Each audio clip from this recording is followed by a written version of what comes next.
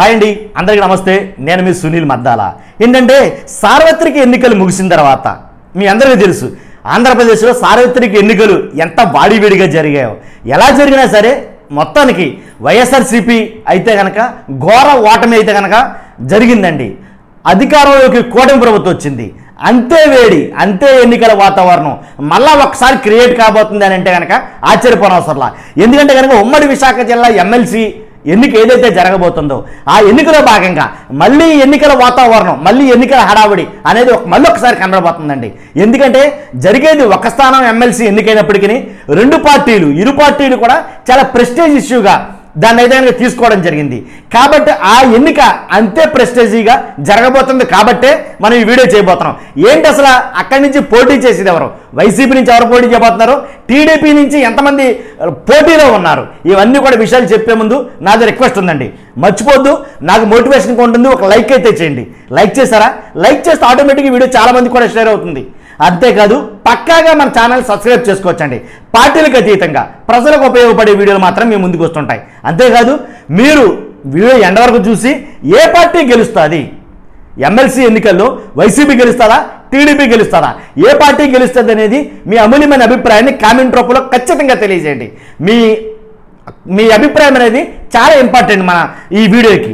కాబట్టి ఉమ్మడి విశాఖ జిల్లా ఎమ్మెల్సీ ఎన్నిక ఎందుకు అంత ప్రెస్టేజీగా మారిందంటే తన బలాన్ని చాటుకోవాలని కూటమి అభిలాషపడుతుంది.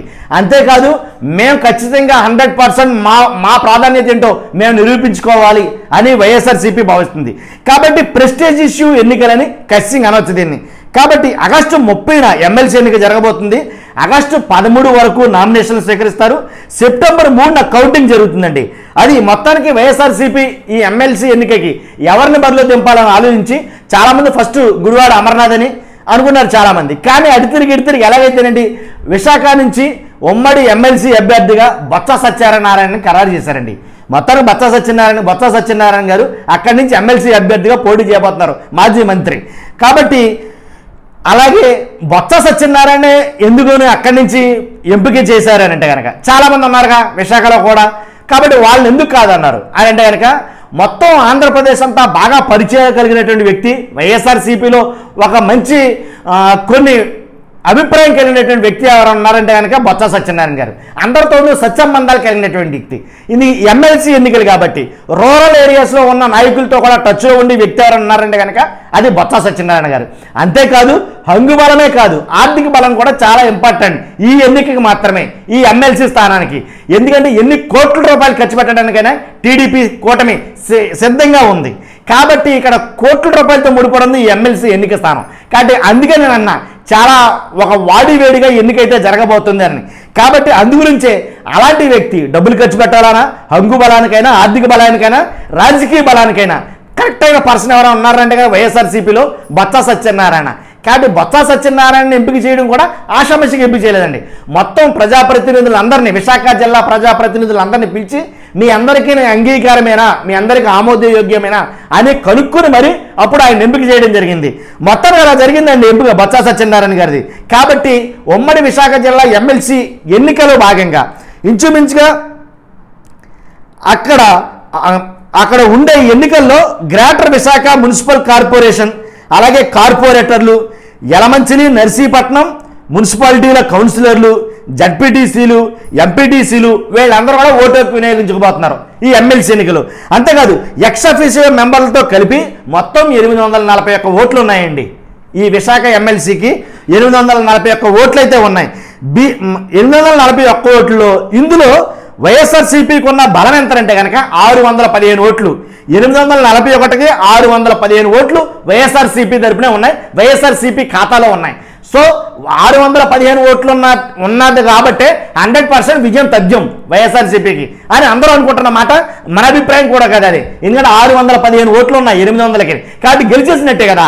అంతేకాదు టీడీపీ, జనసేన, బీజేపీ మొత్తం కలిపితే 215 ఓట్లు ఉన్నాయి. ఆ 215 ఓట్లు అయ్యి కాదనుకుంటే కనుక ఇంకా 11 స్థానాల్లో ఖాళీ ఉంది. మొత్తం మీద కొంతమంది ఎవరైతే ఒక 12 మంది వైసీపీ కార్పొరేటర్లు మొన్న మధ్యలో 12 మంది వైసీపీ కార్పొరేటర్లు టీడీపీ జనసేనలోకి జంప్ అయ్యారు, చాలా మంది తెలుసు. కాబట్టి ఆ జంప్ అయిన 12 మందిని తీసేసినా సరే ఎంత తక్కువ లెక్కేసుకున్నా 600 మంది ఖచ్చితంగా వైఎస్ఆర్సీపీకి 100% ఓట్లు గుద్దే కార్పొరేటర్లు కానీ, అలాగే ఎమ్మెల్సీలు కానీ, ఎంపీటీసీలు కానీ, జడ్పీటీసీలు కానీ వీళ్ళందరూ ఉన్నారు. ఇది పరిస్థితి. కాబట్టి అందువల్ల వైఎస్ఆర్సీపీ గెలుపు 100% ఖాయమని పక్కా అని చెప్పొచ్చు అనమాట. కానీ ఇక్కడ కోట్లు కుమ్మరించడానికి సిద్ధంగా ఉంది కూటమి ప్రభుత్వం.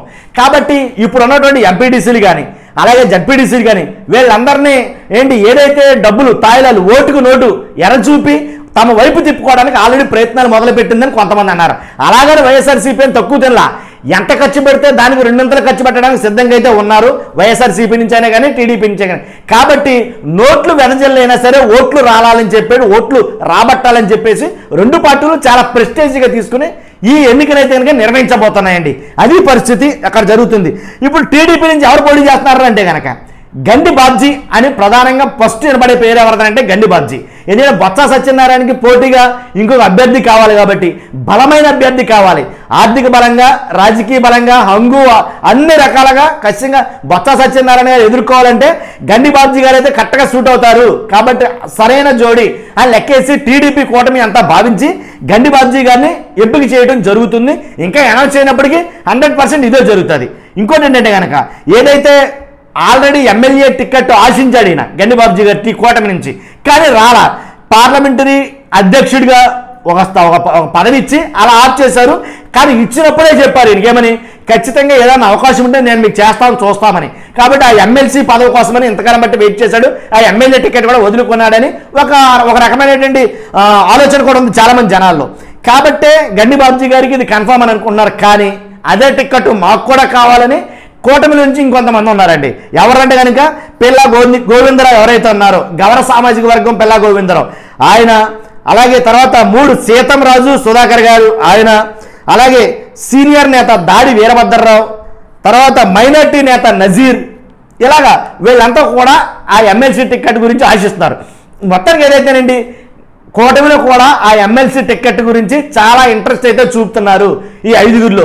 కానీ 5గురిలో ప్రముఖంగా వినిపించే పేరు, ఖరారు చేసే పేరు ఏదైనా ఉందంటే కనుక గండి బాబ్జీ గారు, టీడీపీ పార్లమెంట్ అధ్యక్షుడు గండి బాబ్జీ పేరు ఖచ్చితంగా కన్ఫర్మ్ అయితే అవుతుంది అని మన అభిప్రాయం కూడా. ఏదేమైనా వీళ్ళిద్దరైతేనే సరిచూడని లెక్కేస్తున్నారు. ఎందుకంటే రాజకీయంగా ఈ ఎమ్మెల్సీ అనేది చాలా కట్టుదిట్టంగా జరగబోతుంది.